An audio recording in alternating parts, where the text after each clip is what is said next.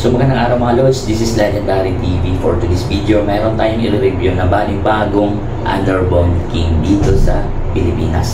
So, gaya ng mga iba't ibang motorcycle company ay meron silang mga pangmalakasang mga underbone.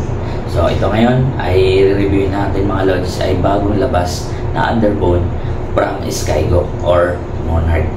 So ito mga idol ay napaka-solid at napakamura lang nitong Underbone King na to.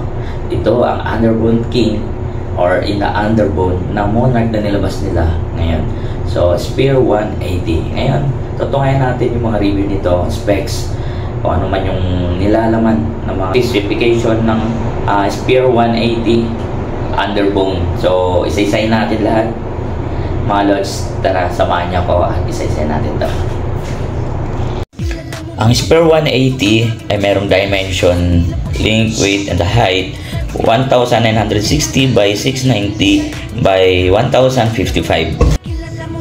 At syempre mga Lods, sa kanyang wheelbase 1288 mm.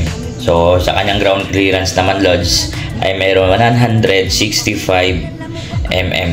So kanyang dry weight kilogram naman ay meron siyang 113 kilogram. So sa kanyang seat height or seating height mga Lods ay 790. So sa kanyang fuel tank capacity mga Lods ay meron 6.5 liters dito. So sa kanyang average fuel consumption ay 40 km.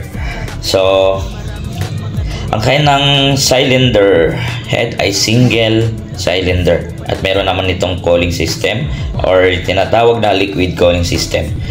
At ito naman ay 4 strokes na rin mga Lodi. Ang engine type niya ay dual overhead camshaft.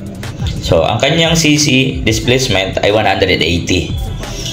Ang Spear 180 ay mayroong compression ratio na 11.3 by 1. Maximum power 12.5 by 9,000 RPM. Ang kanyang maximum torque naman ay 15.5 or 7,000 RPM po.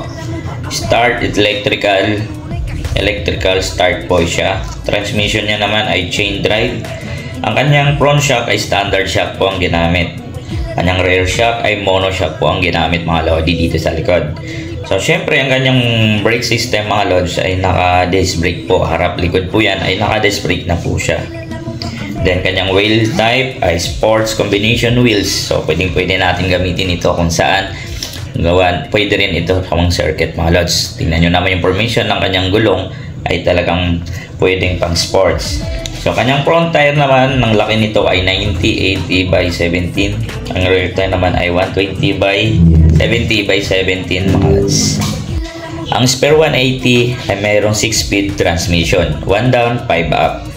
So ang kanyang mga lights dito ay LED lights na po ang ginamit, kaya napaka solid nitong motor na to mga Lodi. So tingnan nyo naman yung look ng motor na to kapag malayuan. Ngayon ite-test drive natin mga Lods kung gaano siya ka-comfortable drivean nito mga motor na to.